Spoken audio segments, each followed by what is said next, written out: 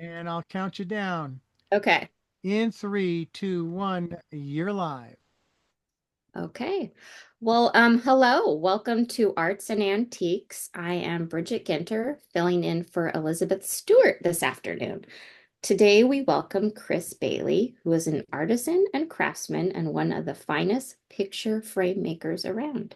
He has over 20 years experience and has collaborated with artists, galleries, interior decorators, and private collectors to create beautiful, one-of-a-kind, individually, framed objects of art. Today we're going to talk a little bit about his various work around Santa Barbara. He's worked for the city and the courthouse, the mission, as well as the historical museum. And today we're going to learn a little bit more about Chris, his work, and specifically his involvement with the Lobero Eagle. So we'll find out a little bit more. Welcome to the program. Thank you very much. Yeah.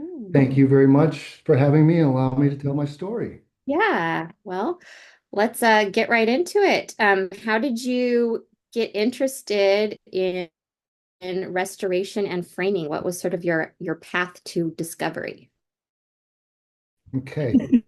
Well, I graduated from the University of Florida with a Bachelor of Arts in 1996. When I moved back here, I started working as a graphic designer and I got involved in some sales training seminars. When September 11th happened, almost half of my income had vanished all of a sudden. And so, out of a need for income, my landlord, who I lived next door to, I knew he had a frame shop. Uh-huh. And I thought, well, I have an art degree. I could work at a frame shop. I'm pretty sure I can do that. And asked him if he had any work. And he said, sure, come on down. And so I did. And as soon as I walked in, I could tell it wasn't like your ordinary commercial frame shop. There were corner simples that had the gold leaf on them, very unique looking. I'd never seen anything like that. Going back into the studio, there was a room where a gentleman was doing the carving, another room where they were doing the gilding work. And so it just became a feast for my eyes, and I didn't look back from that point on. Wow. Yeah, I just started working really hard, and I think that was in 2001. And then in 2004 is when I purchased the business from the owner and became an Okay. independent person. Yeah. So had you ever done like woodworking before or gravitated Yes, to yes. When I it? was younger, I had an interest in woodworking. I did wood shop like in junior high school, things like that. Yeah. Um, when I'd gone to art school, one of the curriculums, one of the mediums that I got involved in was wood sculpture, and Okay. I really enjoyed it. So that correlation, when I saw the gentleman doing the carving of the frames, it's almost the same type of work. It's the same concepts.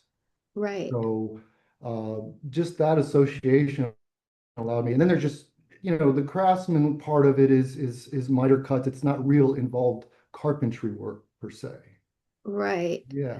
So how do you kind of, in terms of restoration versus custom Hmm. custom building, I mean, they're both similar but different because the Yes. restoration process, you sort of have to finagle what Yes. you're going to add or what you're going to subtract. Hmm. How does that fit into, was that part of the business that you bought, was that part of what they did, or was this sort of something that you added Mm. on to? I don't. Very good question. There was restoration connected with the business when I got involved. I wasn't so interested in the restoration work. Uh-huh. The restoration work, if you're very involved in it, it has a whole set of materials that are different from what we're doing with framing work. There's a lot of similarities, but they have a lot of additional materials and stuff that they would use for their work that I wasn't really interested in getting involved in. So the restoration work for me has been more about bringing old artifacts back to life, not necessarily repairing them or creating new elements to put on there. Most of the restoration work that I do are minor repairs for people, but the real restoration side of the work that I do is when I take an old artifact and primarily, most of the times, I'm regilding it or recarving elements to fit onto it. Right. Yeah. Okay. So it was an integral part of the business. I just was focused more on framing than restoration. Okay. Yeah. Yeah, that's really fascinating. Well, Hmm. let's talk a little bit about this really unique project with the Golden Eagle, Yeah. the Lobero Eagle. There's a Mhm. whole article on the Montecito Journal online that talks about this eagle that was part of the Lobero Theater, Yes. and it had been there since I believe it was 1873 when the Lobero Theater actually opened. And it was supposed to be an opera house that Giuseppe Lobero wanted to bring culture and opera to Santa Barbara. Mhm. And this eagle has a lot of history, but also mythology and folklore behind where it came from, where it disappeared for a while, it was brought back, where Mhm. did it go? And well, maybe you can tell us a little bit more about how you got involved in this project, and then we'll discuss Yeah. more the process, Yeah. etc. Very briefly, the artifact, the eagle, carved eagle, was on a ship that sank off the coast of California in 1854. It was recovered and it passed through hands through time, and it was part of the Libero Theater, I guess. It ended up, uh, it ended up eventually somehow on a gate of a ranch up near Painted Cave. And then eventually that person, I can't remember the name of him, he donated it to the Historical Museum. So then it's been with the Historical Museum for quite a long time. I don't know exactly how long, but quite a long time. And I had this business prior to me, and then I had carried on a relationship working with the Historical Museum, either restoration projects or building frames for art or whatever they needed. So there was a relationship there already that they knew of me and my capabilities. So when they were asked if it was possible to do the regilding of this eagle in gold leaf, they came to me and asked me that question. And when I went and visited, I explained to them that it's very possible to do this. Uh-huh. And it seemed like just a really, really fascinating and challenging project. Right. So I met with the museum. Okay. I issued an estimate. And then it got quiet. I just kind of let it go. I didn't know if they just didn't have the budget or anything like that. I just let it go. You know, it happens a lot. And a year later is when I guess the project started getting wheels, and they came back to me and they said, "Hey, we're ready to go." And I Yeah. said, "Okay, great, let's do it." You know, and that's how it sort of started. Okay. Yeah. About how long did it take in total to restore it? About how long? Hours wise, it's probably between 100 and 200 hours of time, somewhere in there. And because of other projects and things like that, I was working on it for over a year. Uh-huh.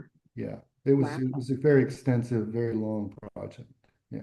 Um, well, let's kind of talk a little bit too about what the process was in terms of how you went about restoring it. So you got this job. They said they gave you the green light, and then what was the first thing you had to do to We this? had a we had a consultation. The Okay. executive director, Dacia Harwood, the person sort of behind the meat of the project, Brett Hodges, came and we had a meeting to discuss the process and how it would go and what I would be doing to the Eagle. I think there was a little bit of a fear of if we get into this project, are we going to end up destroying it or damaging it, right? Right. You know, and I assured them there was nothing of that, you know, none of that would really take place, but I would have to basically remove the surface coating that was on it, strip it essentially down to the bare wood again.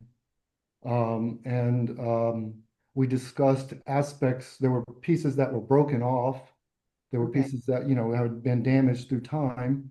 So we discussed which one of those we might focus on to either replace and restore, or which ones we would just leave so that had that natural worn look because it is very old. Right. Yeah. I always find that interesting about the restoration process in terms of things that are old and then you try to make them new, but you also have to incorporate the age so Yes. to reflect what Yeah. it was. So there, it sounds like there was some concerns. How do you make it look new, but also Right. look Yeah, it? they actually just had to put a lot of trust in me with that. Yeah, And I'm thankful that they did that. And I think that I accomplished the goal. I think I've exceeded what their expectations were. But yeah, all those factors were in play. right. And there And was, the whole idea of stripping it down and taking it apart, it revealed a lot of the history of it itself. There was a lot of old hardware that had come loose and was very worn out. So when I disassembled it, the wings were loose. I had disassembled them, and Mhm. the original hardware was still there, but it was completely rusted out and worthless.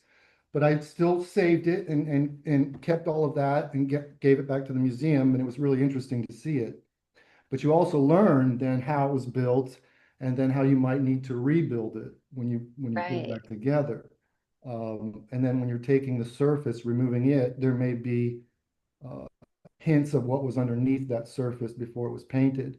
And so you kind of document all of that and keep track of what's being exposed as you go through the process.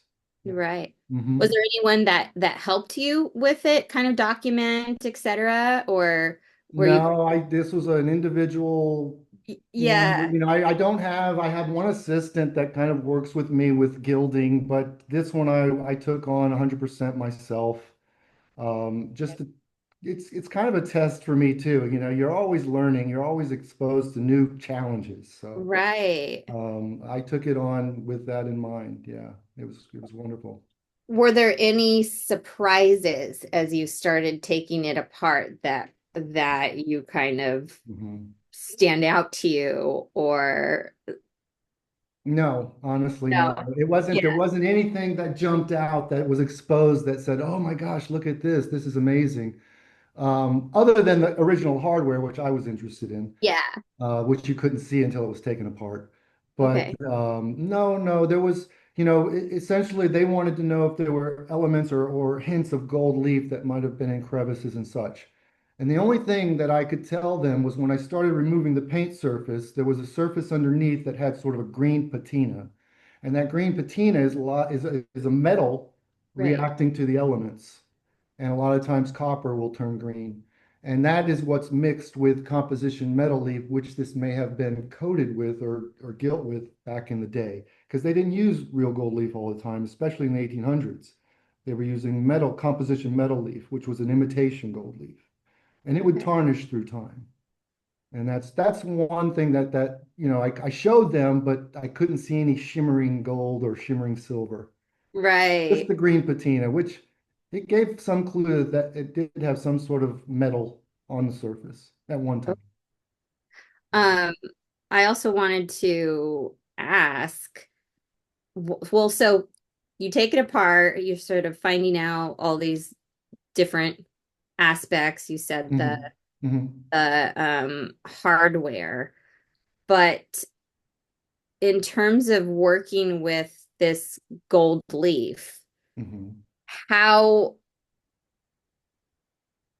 how is it working with gold leaf? Like how for someone that doesn't know anything Mhm. about gold leaf, what's unique to working with gold leaf? What makes it, is it more challenging?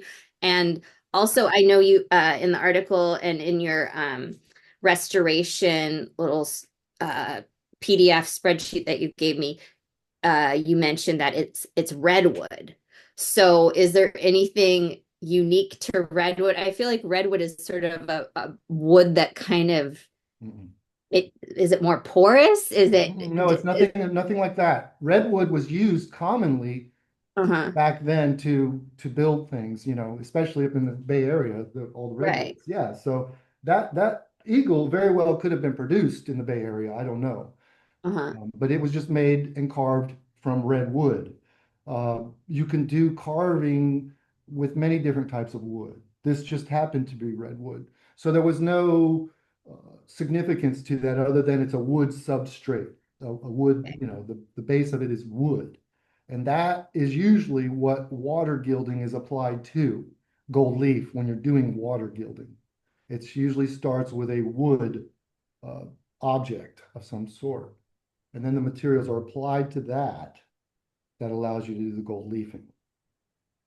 Okay, Okay. so yeah, so it just happened to be redwood. It could have been mahogany, it could have been walnut, it could have been a number of other woods, but it just happened to be redwood. But that doesn't really affect the process of water gilding, other than it's usually some type of wood that you start with.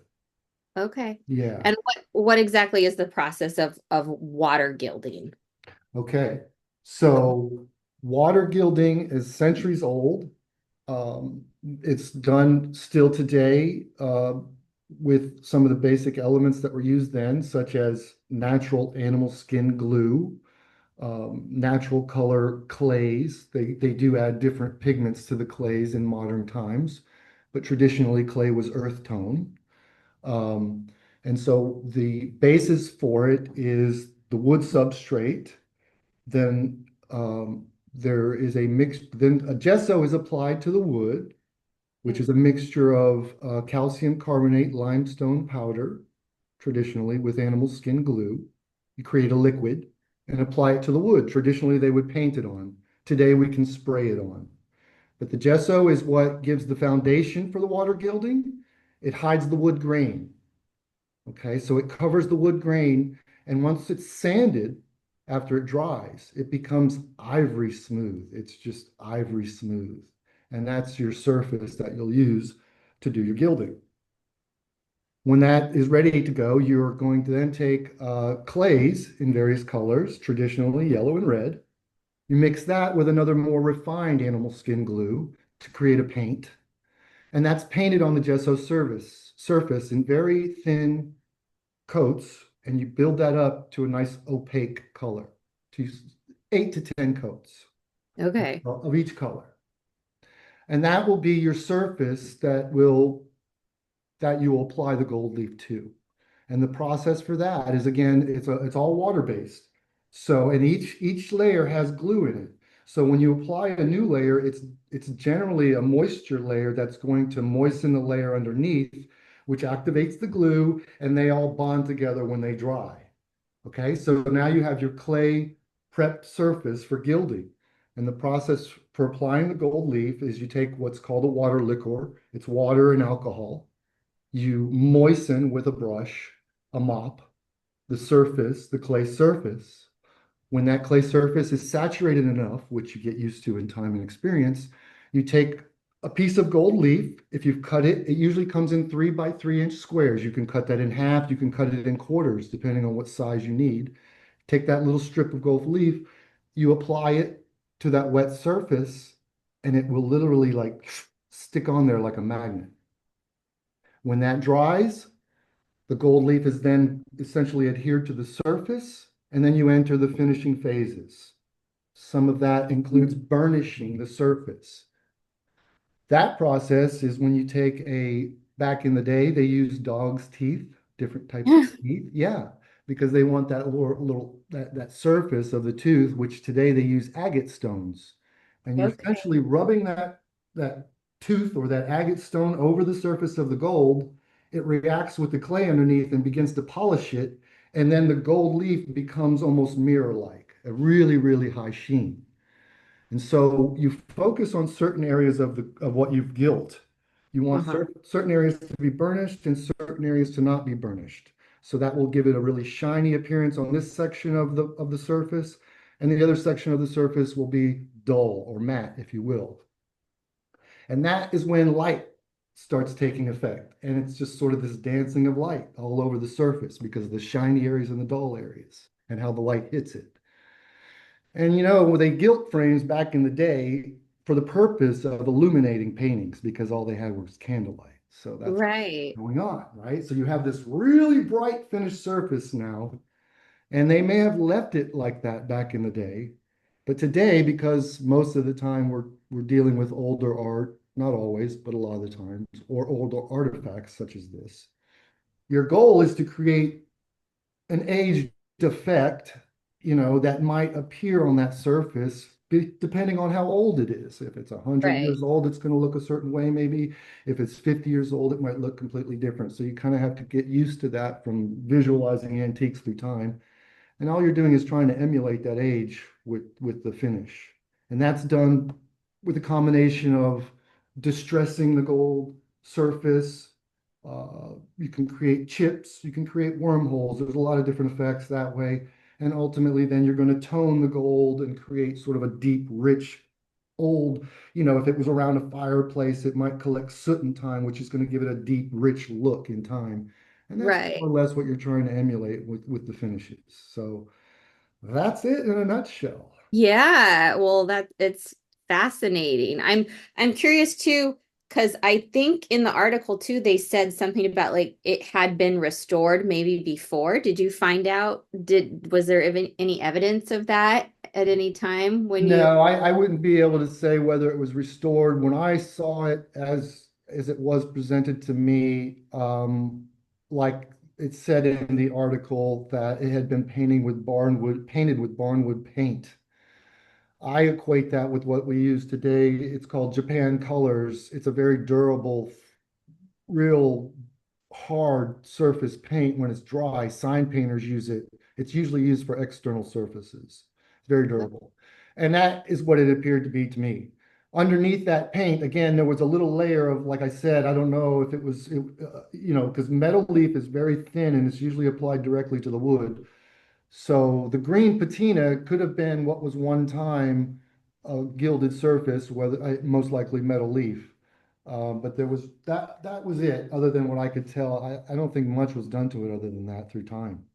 Okay. Yeah. Well, my other question kind of regarding that too is, so did you sort of keep it under wraps from the Historical Society until it was the final reveal, or were they kind of coming in Yes. the end and saying, no, we want uh more Well, burnishing, less burnishing, etc. oh Was no, okay, so I see. No, there were meetings, periodical meetings that uh-huh. kept them up to date of the progress, right? Okay. But they, like I said, gave me full control as far as the process. They didn't try to dictate either way how it should go. They gave me full reign on doing that.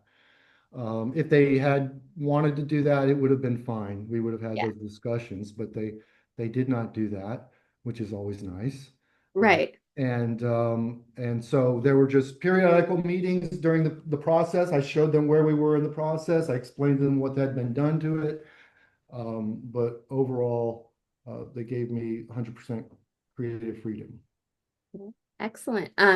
We're going to take a short break and then we will be back in a bit with Chris Bailey and talk a little bit more about his work as a picture framer and art restorer. And we'll finish up talking about the Eagle and talk about some other projects that he's worked on. And we'll be right back. Thank you.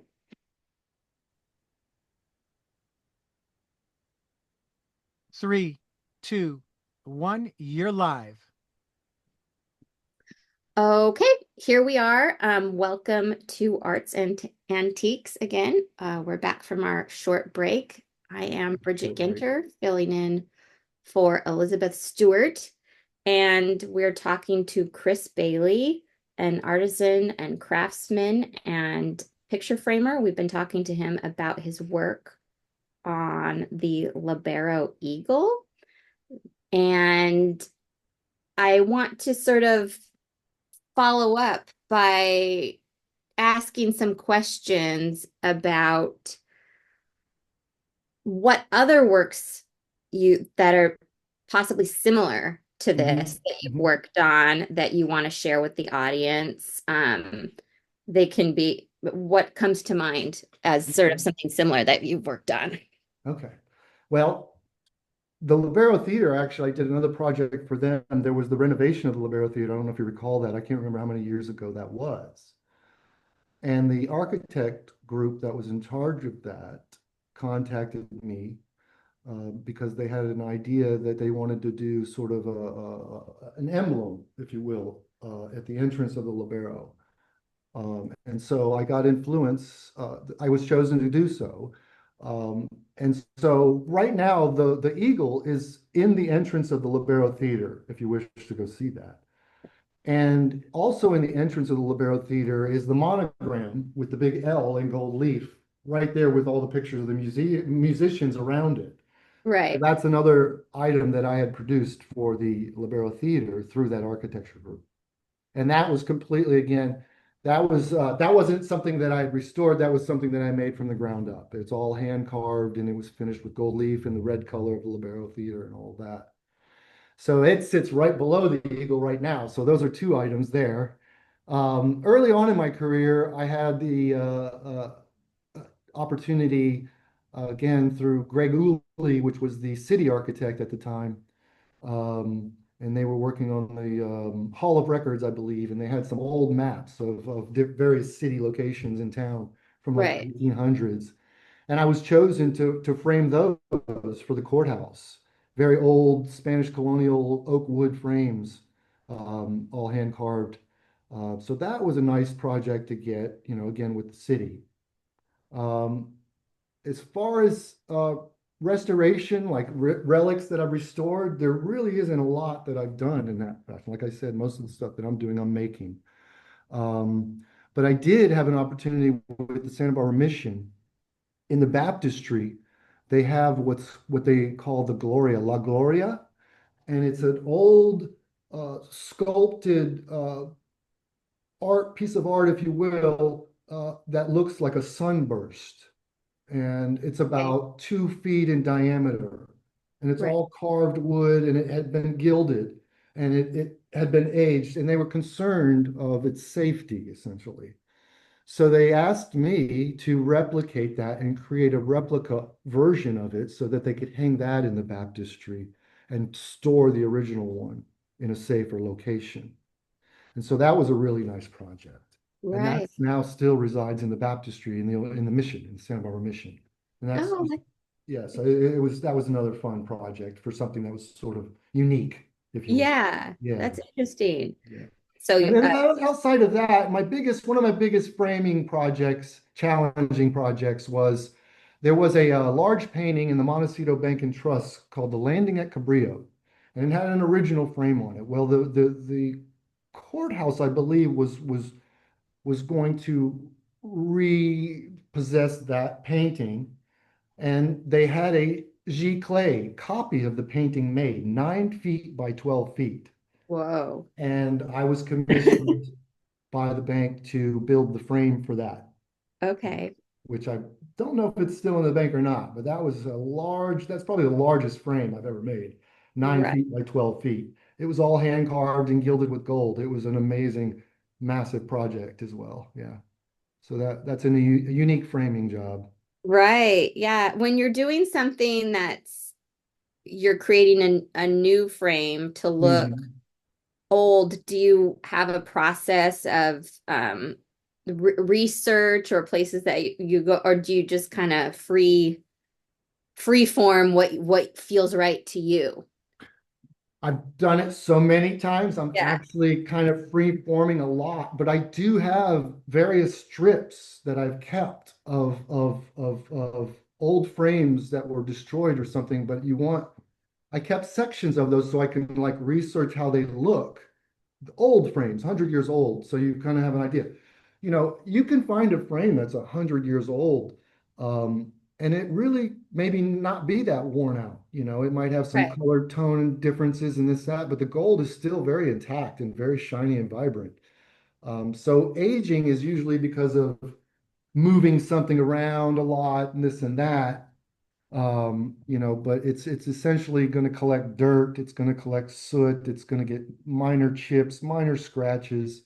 Mhm. And then as far as the tone of it, the tone of the gold, uh, sometimes it can be a darker tone, sometimes a lighter tone, and then you're also looking at the palette of the painting.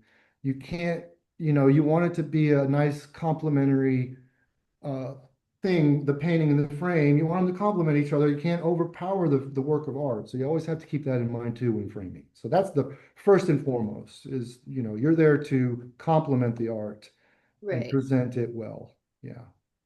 Um, we've talked a lot about your work around Santa Barbara for various organizations, but can you tell us a little bit about any private jobs that you've worked on? I mean, of course, with confidentiality, but what sort of unique, uh, possibly framing experiences you have had where either you're recreating something or creating something completely new with a Mhm. work of art that someone has acquired that's special to them that they want to display, anything of that sort? Other than countless numbers of working with clients that really have very nice artwork and they trust in me to frame it. But one really, really interesting project I got involved in was with the Ty Warner estate.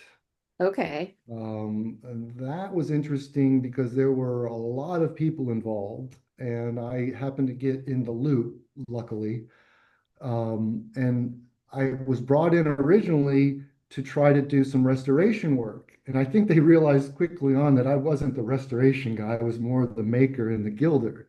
Right. So that transferred into another opportunity within that project where they came to me literally with a sample and they said, "Can you do this?" And it was a water gilded sample. And I said, "Yes, I can do that." Then they presented to me these columns, facades, like they looked like the tops of columns, but they were relief sculptures, not completely three-dimensional.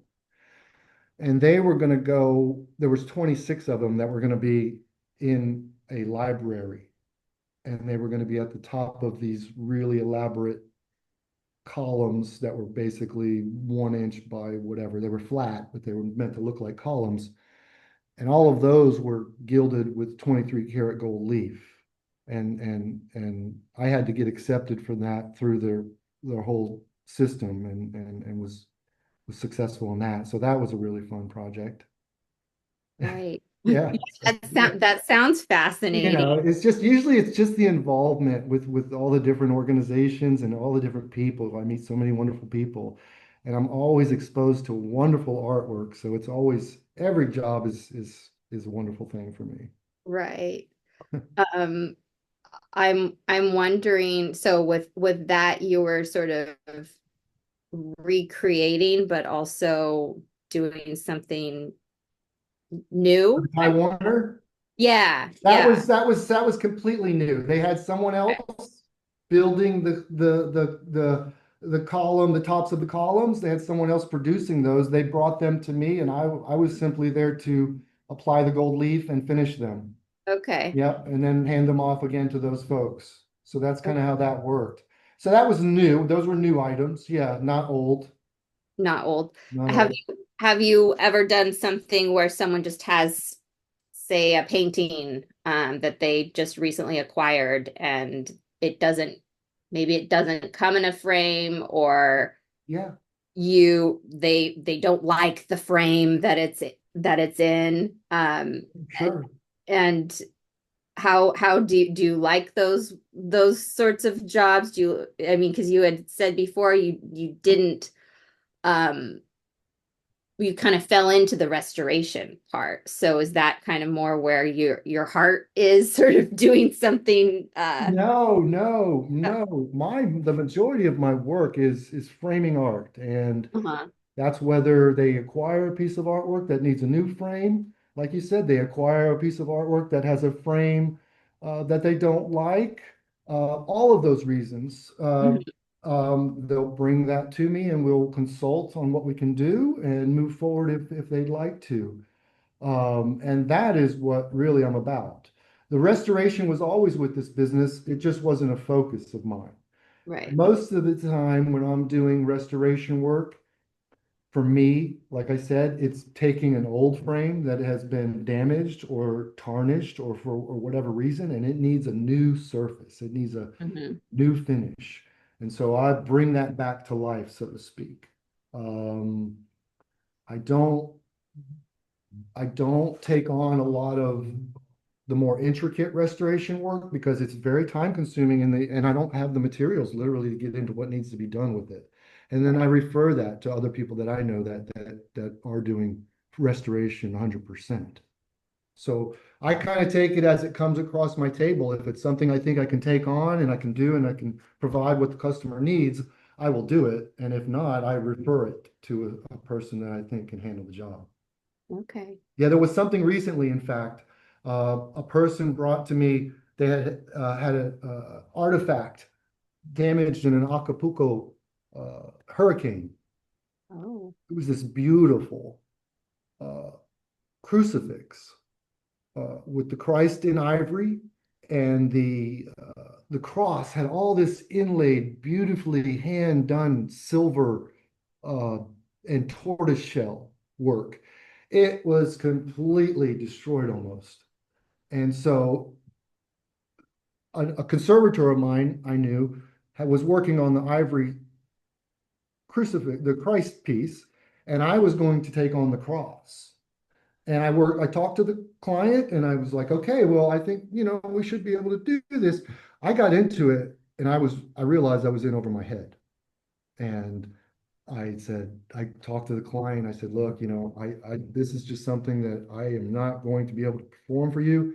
However, I have a person that I think you can talk to, and I think that they'll be perfect for this job.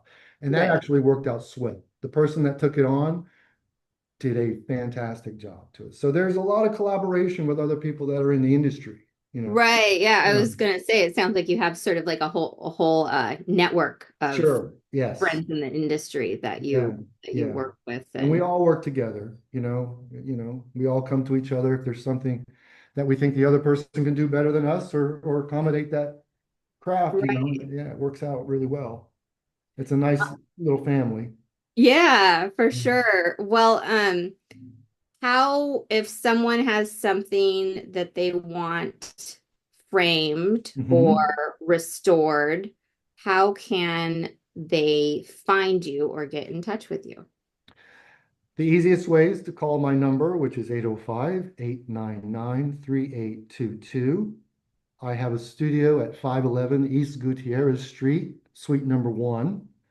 And I usually try to meet people there by appointment if possible, because I have a workshop off-site. And then if you want to go to my website, it's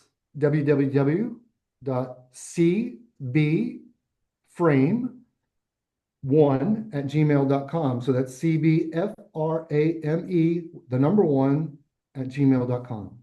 And Okay, then they can see other work that I've done and give me a call if they think that they might be interested in working with me. wonderful. And they also can go and see the Lobero Eagle and the L that you created at Yeah, the the Lobero monogram in Theatre. the entrance there. Yeah, they can see those things. They could go to the baptistry and the mission. They can go to the Hall of Records in the courthouse. And also, I work with many galleries in town. Diane Stewart, Fine Art, up in the Upper Village of Montecito, is a very good client of mine, and I have a lot of frames on her work that she's selling. And I work with the Sullivan Goss Gallery down on Anapamu Street, downtown in the Art District. I've worked Okay, with them for many, many years and still do very often. So you can most likely find some of my work there, framed artwork that's for sale as well. So I do work with the art galleries who are selling the artwork. I work with the people who are buying the artwork. I work with the interior decorators who are decorating homes and such. So there might be projects there too that are not framing. right.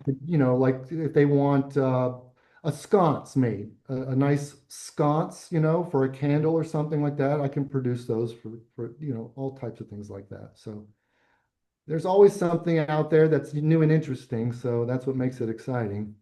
For sure. Yeah. Well, it's always nice to be in the arts because like you said, there's always an opportunity for creativity and no one project is alike, I'm sure as you as you find. If I'm making 5 frames that are the same design and the same carved design, those 5 frames will have subtle differences on the surface. Very subtle, but gives them character. It's what makes it really interesting. Handmade.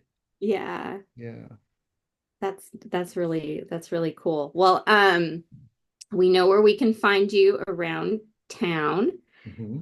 and we know that you did the beautiful Lobero Eagle. Hmm. Is there anything else you want to share about yourself with the audience as we're sort of wrapping up? No, other than I'm a really nice gentleman to work with, if you choose to do Yeah. so, and I don't bite, and Yeah. you don't have to be intimidated. Some people have said, "Well, I've seen your shop and I didn't want to come in." Well, don't worry. I'm very down to earth, and I can work with anyone and everyone. It's not only, high-end clients or whatever it might be. I work with all types of folks. And Right. yeah, that's the main thing.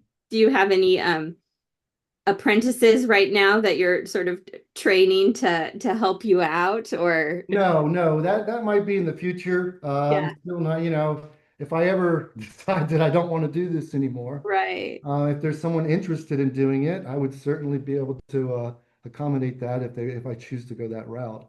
But Okay. there's not anything like that happening right now. No. Yeah. Yeah. Um, do you ever work with the Santa Barbara Museum of Art reframing anything or They have their own in-house framing services. okay, So they handle most of all of their stuff within the museum. Yeah. within there? Have Yeah. you ever worked for a museum No, I with have or been not. contracted to do anything with a museum? No, no, no, not museums. Usually, like I said, they're fairly independent when it comes to that, and that's Okay, fine. They like to keep it within the museum. in the Yeah. museum. I've consulted with folks that have worked there. I knew Mary Rogers, who used to work in that department at the Santa Barbara Museum of Art, but she's no longer there. And I haven't worked with them since. So, yeah. They're going through a major renovation or two or something right now, Right, I yeah. believe. So they've got their hands full. They have Yeah. been. There used to be a little bit more, I would work with art dealers back when I first started in the business. And it seems like that there's not quite as many of independent art dealers as there used to be, or I don't work with as many as I used to. Right. Yeah. Yeah. But that's fine, they're still the galleries, and there's a lot of people out there purchasing art. Right. Yeah, Yeah. there's that's booming. It's booming. It's booming. So Yeah. it's a wonderful career. I'm never bored, never dull moment. So it's something I thoroughly enjoy, and I'm very happy that I was able to get involved with this type of thing. Wonderful.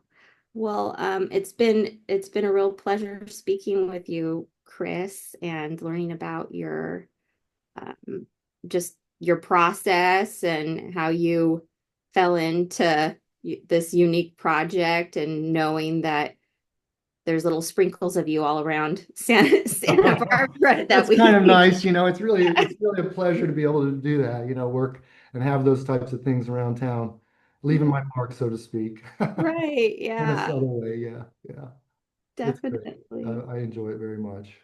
Well, thank you. And as we said, you can find Chris at his shop, his unique framing shop, and he gave his phone number. And I know you said you have an Instagram too. I think you mentioned I that. do. It's the Instagram is what is it? CB Frame SB. Okay, CB Yeah. Frame SB. And thank you, Bridget, and thank you, Elizabeth, for the Always a opportunity. Yeah. pleasure. Yeah. All right. Need you to close the program. Oh, um, thank you for listening to Arts and Antiques. This has been Brigette Ginter in for Elizabeth Stewart, and thank you so much.